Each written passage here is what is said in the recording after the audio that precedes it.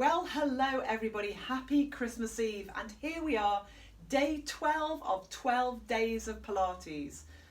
Clearly, I'm channeling the Christmas spirit this morning, but let's get started. So I think we know where we start by now. If you've been working on this from day one, you know that we start from tall, standing, slight lift of pubic bone to elongate the low back, a slightly engaged glute upper thigh area, keep the knees softened, shoulders rolled back and down without being too forceful in either direction. Chin in, crown of the head up.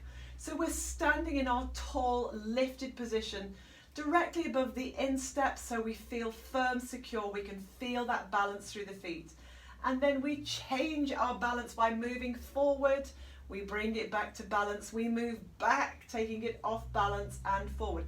So working with our sways. And we should know by now that this is a switch on exercise, that as we sway our weight forward and off the center line, we feel those abdominals kicking in, that central support, our center of gravity kicking in to try and hold us steady and firm.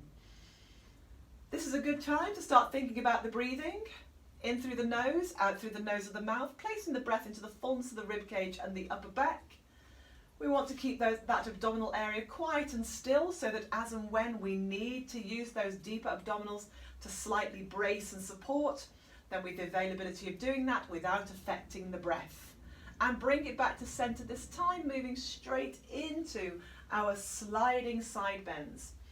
Remembering, of course, that the emphasis is the lift back up. So it's this long side that we want to feel that contract to pull us back up to center. If you wanted to, you could turn your head to look down to the fingers as you travel. You could add a little bit of weight into this, as we've done before, by taking one hand behind the head. Just fingertip touch. We don't want to feel like we're pushing the head forward.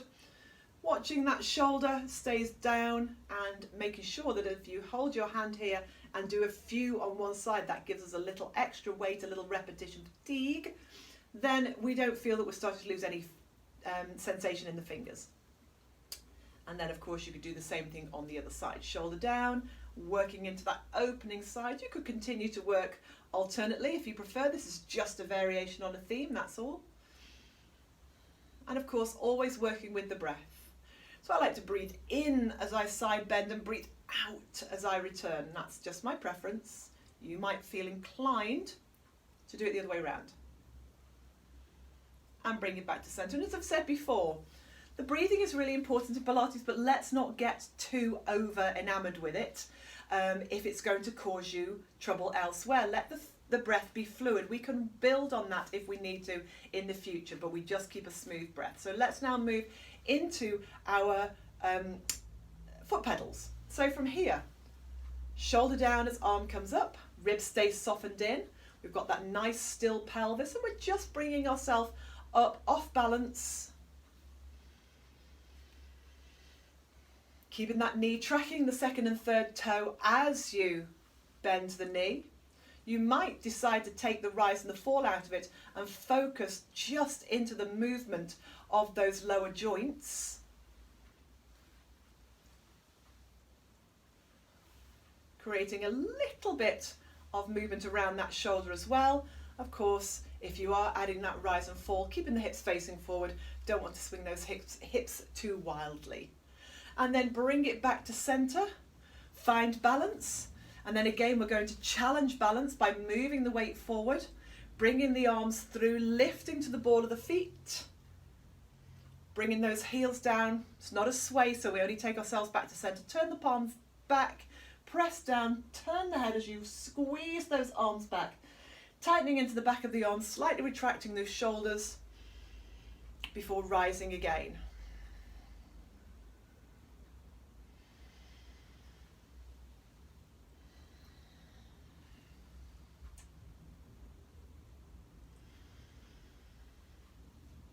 Are you keeping an even weight from ball of big toe to ball of little toe? Are you able to maintain that same length to the inner and the outer edges of the ankles? Let's do one more to each side.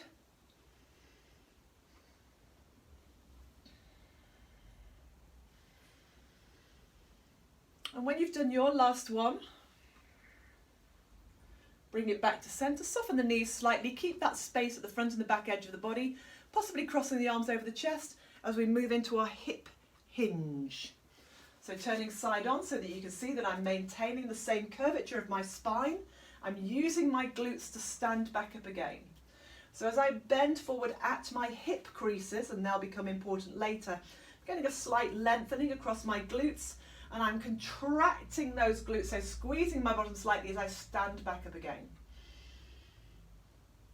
I've still got a slight tension. It's quite a natural tension as it wraps around like a little corset. And I've got a corresponding lift of pelvic floor as well, particularly as I engage my glutes to stand back up again. Okay, and release, give that a little shake out, give those shoulders a little shrug, and we move into our squats using that hip hinge as the start of the squat. So feet hip distance, slightly turned out if you feel you need to, but remember that turnout comes from the upper thigh that would perhaps wrap a little bit around the glutes. All right, so we do our little hip hinge, keeping that same length front and back edge of the body. We stick our bottom back as if we're going to sit on a chair. I'm going to bend down, I'm going to pick my parcel up from underneath the tree and stand back up again, okay? I'm going to hip hinge, I'm going to bend my knees, I'm going to pop my parcel back down and then squeeze it back up again. So again, I'm using my lower body. So this is your bend down to pick up movement, your bend down to put down movement, your bend to sit, your bend to stand movement. It's all about using those powerful lower body muscles, to power you upwards so that it becomes easy and it remains easy as we age. So really practical exercise. Knees, of course, track second and third toes. Just be careful that you keep those heels down. I often see people doing this little squat and starting to lift their heels. But you're going to keep your heels down and you're not going to complete your movement by rounding into your upper back. You keep that length through the spine. Last time. Good. Okay. All right, moving into my current least favourite movement. I've no idea why this has suddenly become so important, so difficult, but there you go, it just has. Tandem stance. Oh. So imagine, as Santa, you are stepping along the ridge tiles as you hop from roof to roof with your sack of goodies. Okay, so 1 foot forward of the other, slightly wider if you need to, but that would be toe behind heel rather than foot behind foot. Squeeze those inner thighs, roll the shoulders back and down, lift pubic bone, open those hips, feel those glutes lightly engage, and then bring some of the weight slightly forward so we don't sit all our weight only into the back leg. So we bias some of the weight forward. Now maybe this is it. Maybe this is still the balance that is a challenge. Fingertip touch if you need it. That's absolutely fine. Chin is slightly drawn in, nothing jammed, but just a feeling of slightly pulling the back of the head back, like somebody was just pulling on your hair. And the crown of the head through to the ceiling. Okay, so this might be it, or you might want to add a further challenge by simply looking over the shoulders. Or maybe you want to add a little bit more movement, so the arms come forward, forward leg, same arm, drops down, sweeps back, look towards the hand behind you, keep the hips forward, and then sweep it forward again. So it just begins to move the ribs a little. We're still holding that inner thigh, little squeeze together to draw up some strength through the inner thighs. You might want to make it a little bit more challenged by making it a bit more dynamic by sweeping the arms forward and back and then allowing the head and the ribs to also turn. But it does have to be fluid and it might throw you off balance, so be careful. Ooh, just like that. And shake it out. Let's change sides. So you've done that roof, you're going to change the roof onto another roof so you can find your balance as you just tiptoe along those ridge tiles. So we are centered again, hips are forward. We've got a little bit of weight to the center of the feet rather than only into the back leg, and that's where you'll naturally want to wander.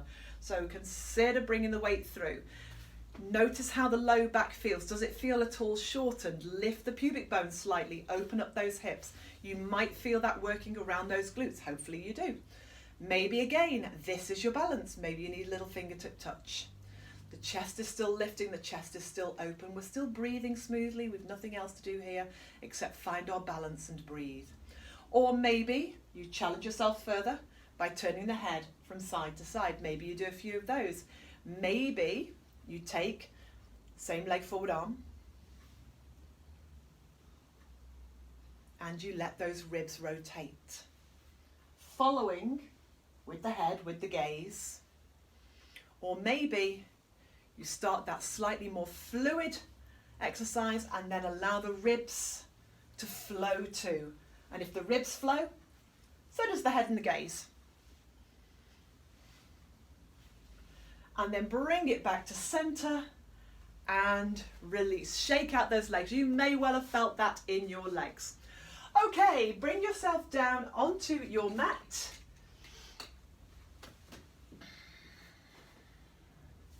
Mini Christmas tree. Sandra and I are probably going to fall out on this one. All right, so from here, carefully laying yourself down, carefully, finding that feeling of being in equal length in right and left sides of the body. Let the hands rest down on the floor at the side of you. Put the arms into a little length, so just creep the fingers just a touch down the side of the body towards those heels. Press the pubic bone forward to establish a length in the front of the body, natural curve to the back, and really feel that the weight sits into the back of the pelvis. Feet and knees are hip distance. Breath is still moving into the rib cage. You may find that you've automatically got a little deeper tightening through those abdominals, or perhaps you want to slightly tighten as if you're wearing a corset. But remember that tightening, whether it's automatic or applied, doesn't affect the rib cage and the breath. And then from here, we move into arm and opposite leg, stabilizing that pelvis. So just a nice big jug of eggnog, I think, don't you? Jug of eggnog, just resting that on the front of the pelvis and keeping your eggnog nice and still as you extend the leg forward, perhaps pressing out with a heel and pulling back with a slightly pointed foot. Oh, got an itchy nose. Pushing out with a heel, maybe taking both arms back as you do that, but equally as we take both arms back as opposed to one, we would only take the arms in line with the corner of the eye, softening those ribs.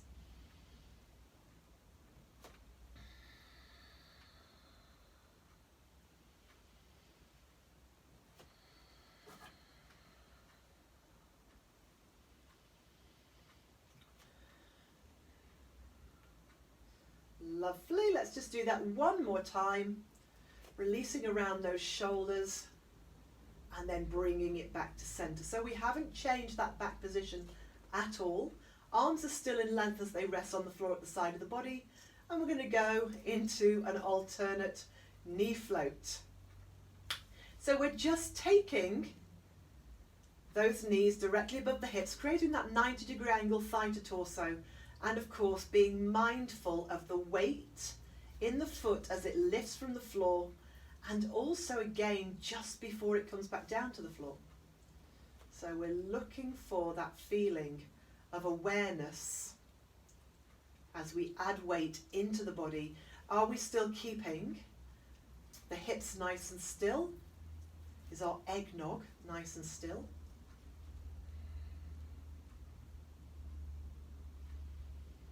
Okay, you might want to stay with that. Maybe that's where you want to sit, just with that exercise. Or we could add on, this is for those of you that are a little bit more strong, a little bit more aware.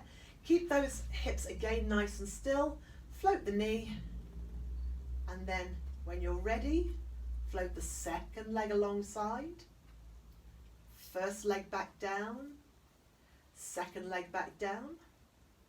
And then change. So always changing the lead leg, because it just allows the body to react to our less stable, our weaker, less strong side. And we all have it. So you'll really notice, particularly as you lift that second foot from the floor, you'll notice how your body begins to gently brace. But we do that without holding the breath, without getting tight into the shoulders, without allowing the abdominals to dome outwards. Now, I did give you another option, I seem to remember. Have you been doing that? So for some of you, taking the legs to that tabletop position where both knees are raised, flexing the foot and then not changing the angle behind the knee, and just taking it into a little heel touch. Ooh, Santa's in my way. That's it. Now it might be that you perhaps don't go all the way down. Maybe taking your heel all the way down to the floor pulls you, but perhaps you could move your thigh forward a little bit and then come back up again. So it's a little bit of extra weight, and taking care, of course, that as one leg moves forward, bringing the heel down towards the floor, the other leg doesn't pull back in towards you. So again, we're looking to keep that same distance at the front edge of the body, that feeling of using those abdominals where necessary. And then place the feet carefully, one and then the other, back down to the floor this time. And perhaps just give those legs a little bit of a shake out. Okay, with both feet in one shoe, both legs in one trouser leg, maybe with the arms out wide or possibly with the arms crossed over the chest, that does give you a narrower base of support. Head, shoulders, upper ribs stay in place. And we allow both knees to roll over to the right, stacking the left leg directly on top of the right leg and resting only on the outside edge of the right foot, and then bringing it back to center. So we're stabilizing the upper body in order to create a little bit of rotation that comes out of those lower ribs towards the back of the pelvis. Not a huge amount of rotation in the lumbar spine. Most of this is going to come out of the lower ribs, but you know, we access movement where it's available. If we were to start our legs, think of having the legs at 12 o'clock on a clock face when both feet are to the floor. Then we're looking to take our knees over to about 2, and then back to 12, and then maybe over to about 10, and then back to 12. It's unlikely, if you really stabilize your upper body and keep those ribs in place, it's unlikely you're going to get to 3 and 9. And of course, we keep the inner edges of the legs glued together. Try not to let those legs slide away. So the bunions stay connected, the ankle bones stay connected, the heel bones stay connected, the inner edge of the shin, knee, inner thighs, all stay connected. Let's do 2 more of those.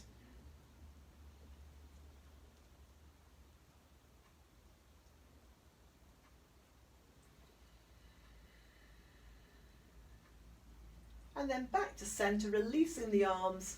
Give the legs a little shake out and then carefully roll over onto your side in order to come up to seated. So of course you can choose to do this on a chair if you wish. If you do, have your feet flat to the floor. Otherwise, sit down to the ground. You might want to elevate using a block or a cushion or a pillow or something. All right, so we just did our exercise where we stabilized the upper body. Now we're stabilizing the lower body. So be careful that those hips don't shift as we rotate our ribs.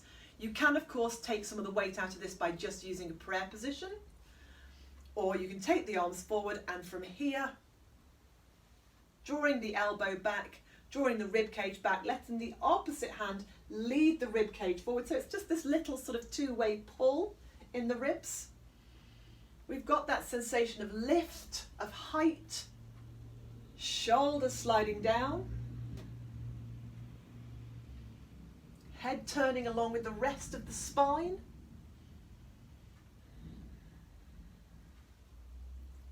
You may find you're inclined to breathe out as you rotate. You may find that you're inclined to breathe in as you rotate. Again, don't fight the inclination of the breath. As soon as you start to fight with your breath, it's going to become tight. You're going to hold your breath. You're going to start to get really tense around your jaw, and you won't enjoy what you're doing because it'll become frustrating. So just let the breath flow, keeping a rhythm of breath that you can match your movement to. Let's do 2 more of these. Again, stabilizing lower body. and then bring it back to center. Release the arms if they're lifted, roll those shoulders, make sure there's no tension in the neck. If you're sitting on something, take it away, come back down flat to the floor. Okay, into our roll down. Okay, we've plenty of options for our roll down. We could work with the legs straight or bent. Either way, the feet contact the floor. So whether your feet are flat or you're just resting on your heels, it doesn't matter. We don't anchor our feet. We start with this really lifted position. We take the arms forward. Lift up a little to the inner thigh and groin pelvic floor. Lightly engage those abdominals. Soften the chin in and just reach the fingers forward as you draw your low back away, shoulders down. And then bring it forward, lift up. So this is our C curve. So we've spoken of this before. That feeling of trying to just open up some space around the low back. Maybe that works for you. In that case, stay there. Otherwise, you can round and perhaps go a little further, still as if somebody's got hold of your fingers trying to pull you forward. The moment you feel like you might lose some control, bring it forward, and then of course, restack from the base of the spine to the crown.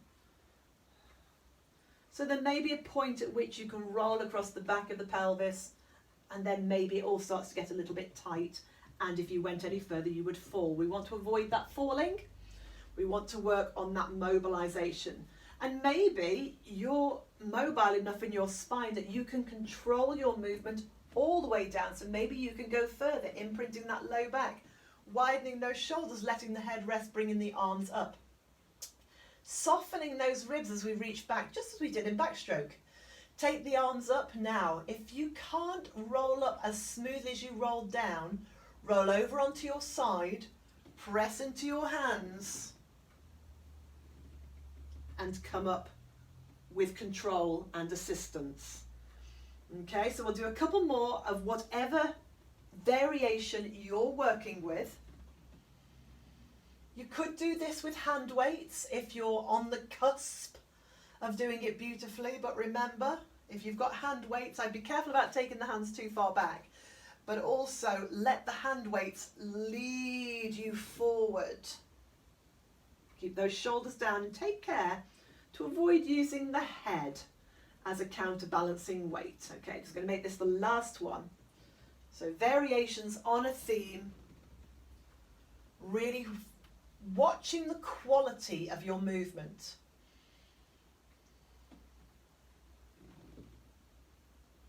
And all the way back up, and just give yourself a little shrug before bringing yourself around onto the hands and knees. So into our table, hands are below the shoulders, knees are below the hips. I like to have the wrist creases and the fingers as much as possible facing forward, and make sure of course that you stay connected to the ground through the instep of the thumb and the first finger. It's called your thenar eminence, by the way. Did you know that? Thenar eminence. Shoulders are wide and drawn away from the ears, the crown of the head is forward, the tail is away. We have an easy natural curve of the low back. Those hip points face down. The rib cage, breastbone faces down. So we avoid adding any rotation or in fact any leaning from side to side as well. So keeping everything else nice and still, the back of the neck long, think about sliding away to float arm and opposite leg, only to about parallel to the floor. You need take it no higher than that. Slide it away and lift it, and then float it back down.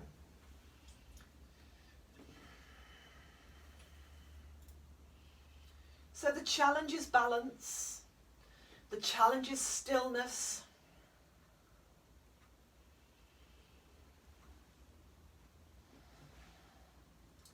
Notice if those shoulders begin to ride up towards the ears.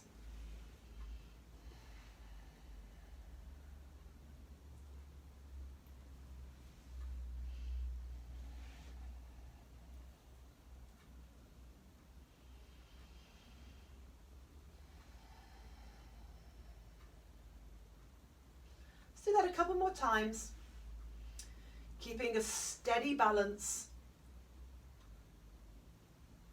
right above that line that we've drawn down the center of our mat.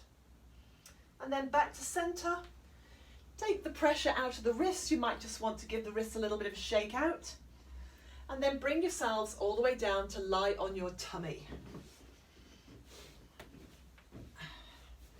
So you don't need to see my legs here, but I'm going to keep the tops of my feet and the tops of my thighs down onto my mat. I'm going to, for a moment, just put my forehead onto my hands. And that just prevents me from squashing my face into the floor. Shoulders wide. Think about lengthening through. Now we want to consider the position and the sensations of the lumbar spine. If I wasn't to think about connecting into the ground through the front edge of my body, my lumbar spine could feel a little compressed. So instead, I'm going to keep the tops of my feet down, the tops of my thighs down, my legs in length. I'm going to press a little bit onto the pubic bone and into the hip creases, those little spaces either side of my pubic bone. I'm going to press a little bit into my hip bones, just above my hip creases, and I'm going to keep my lower ribs down as well. I've got length in the back of my neck as I reach the crown of the head forward, and actually I'm going to slide my hands away and bring them down either to the side of my body or onto my lumbar spine. With my hands onto my lumbar spine, I can get a sensation of how long my spine is, and hopefully I'll notice if anything changes. Otherwise, hands at the side of the body, and as I breathe in, with my abdominals lightly engaged, I'm going to slide my fingers further down the side of my pants. I'm going to lift from behind my breastbone only, and then lower back down. So I'm not shortening my low back by lifting out of my hip creases and off my pubic bone. I'm keeping that connection down through the front edge of my body, reaching my fingers towards the side of my knees, and then back down. Imagine if somebody had hold of your hands and was pulling on your hands. They would pull you from your upper back, wouldn't they? So maintaining that length in the neck.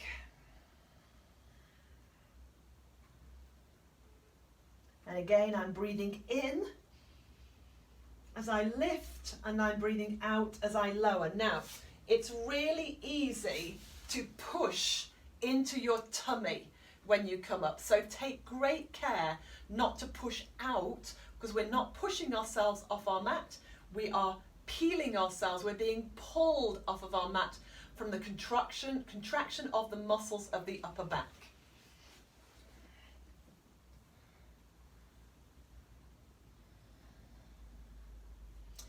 Again, if I were to place my hands in my lumbar spine area, I would get that feeling of being able to press my sacrum away to keep that connection down through the front edge of the body. Just do one more of these. There's a feeling of moving only behind the breastbone. It's a short range of movement, it's not impressive. And then take a moment, hands back underneath the forehead if you want to, and give those hips a little shake out. Now, whilst you do that, I'm going to turn myself around, because actually now you do need to see what's happening with my legs, not so much with my upper body. So you don't need to turn around, but just so you can see what's happening on the video. Okay. I can let my forehead completely rest down now. I can widen my shoulders, draw my shoulders down. I want to relax my upper body. I want to put a little bit more length into my legs. So again, drawing length into my legs, opening up those spaces either side of the pubic bone as I press into the pubic bone and the hip creases. So that same feeling, that same sensation of having that connection down through the front face of the pelvis. All right, moving into our swimming legs. So keeping those hip bones down, I'm going to open up the right hip as I lift my right thigh. I'm not bending my knee, lifting my right thigh and really squeezing into my right buttock. And then back down again and change. So it's not a rocking and rolling action. It's very much a controlled lift and lower, working with my breath. Again, the temptation can sometimes be to press out through the belly. Try and avoid that if you possibly can. Now, perhaps I want to add a little bit more pace into this. Okay, and I would switch. So as one leg comes up, the other leg would come down. I haven't changed the rate of my breath. I'm just changing the pace of my movement. And it's possible that I'm quite happy with that. And in fact, I'm going to add more pace into this, taking care not to ricochet the movement out of the crown of my head. but perhaps doing 4 beats for an in-breath, 4 beats for an out-breath. I don't know, you'll find a pattern that works for you. You should feel this now working into the hamstrings and the glutes, so perhaps not only around the buttocks.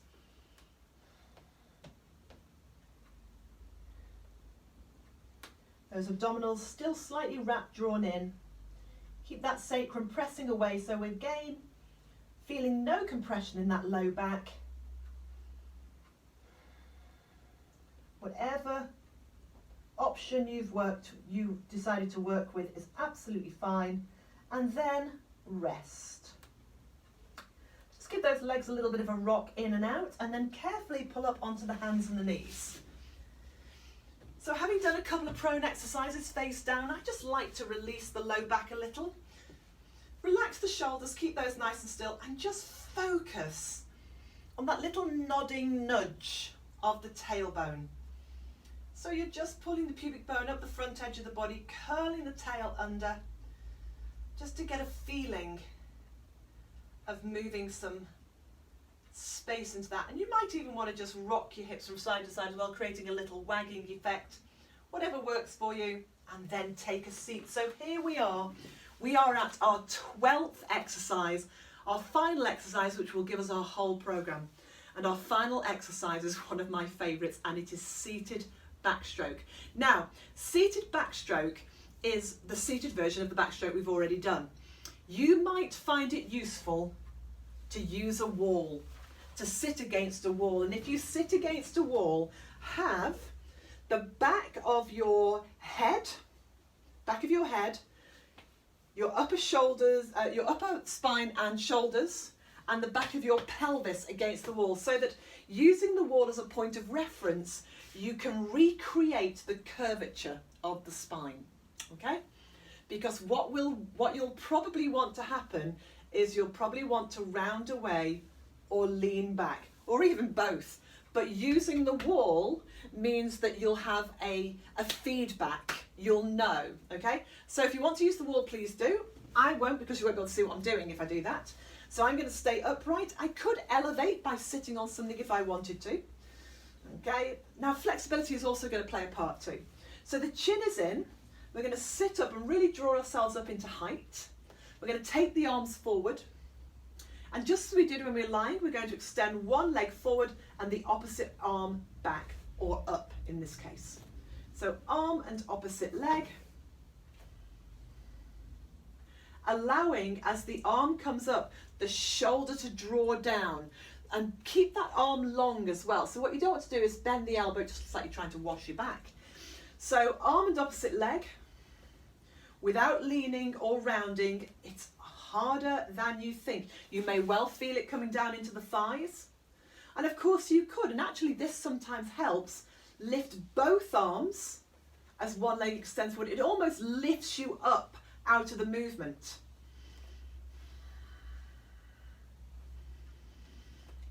We don't need to put that foot down onto the floor.